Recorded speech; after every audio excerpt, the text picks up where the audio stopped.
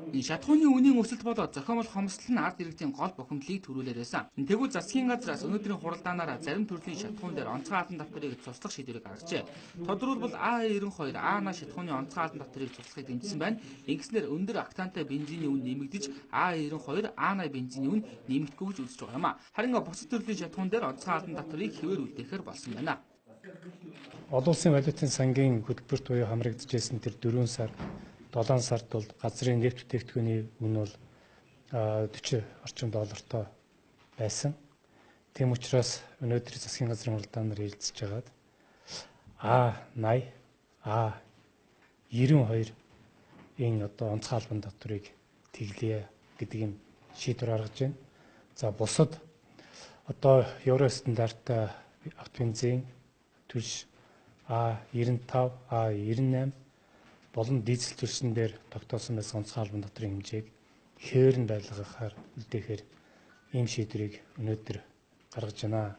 За гадуур одоо үүсэж байгаа энэ бензиний хомсдлын асуудал бол энэ шийдвэр гарсны дараагаар бүрэн шийдэгдэнэ гэдэгт бол итгэлтэй байгаа гэдгийг хэлье. Дэлхийн зах зээл дээр үн өсөд байгааг дээр нь нэмэгдүүлээд энэ одоо нэмж явах үед нь одоо онцгой албан давтрыг одоо олон улсын валютын сангийн хөтөлбөртөө яригдсан даваа бол нэмэгдүүлсэн байсан. Тэгэхээр энэ би бол юу гэж бодож байгаа вэ гэхээр энд асуудал дээр одоо үн нэмэхгүй гэдэг шийдвэрийг бол тэр үнийн зөвлөл дээр урд нь гаргацсан байсан байгаа.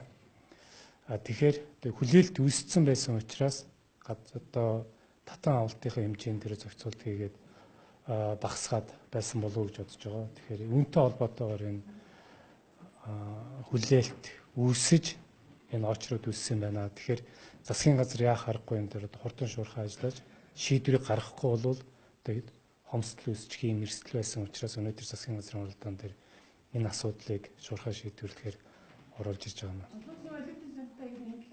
Гэхдээ маргааш олон улсын валютын сангийн төлөөлөгчид Монгол улсад ирэх тул тэдгээр төлөөлөгчдтэй шатхууны онцгой албан давтрын асуудлаар ахин зөвшөлдсөх юм а. За ингээд олон улсын валютын сангийнхан дэмжүүд улсын хурлаар хэлэлцүүлж албан ёсоор А92 болон А8 бензиний онцгой албан давтар цуслагдана. За мөн засгийн газрын хуралдаанаас шийдсэн бас нэг чухал асуудал бол Дорногов аймгийн Алтан ширээ суманд нефть боловсруулах үйлдвэрийг барих шийдвэр юм а. За нефть боловсруулах үйлдвэр барихад зориулж Алтан ширээ сумын нутагдах 150 га талбайг улсын тусгай хэрэгцээнд авахар болсон байна. Тус талбай нь Сайн шандаас 20 км-ийн зайтай юм а. Бүтээн байгуулалтын ажлуудыг энэ оны 2 дугаар үеэлд хийж эхлэх юм байна. Сайн шандаас нефть боловсруулах үйлдвэр хүртэлх 20 км урттай Салаа төмөр замын ажлыг Улаанбаатар төмөр зам, Хүнд даацын тусгай зориултын автозамын барилгын ажлыг Батлан хамгаалах яам, эрчим хүч дамжуулах шугамын ажлыг цахилгаан дамжуулах сүлжээ төрийн өмчт компани тус хийж гүйцэтгэхээр болсон байна.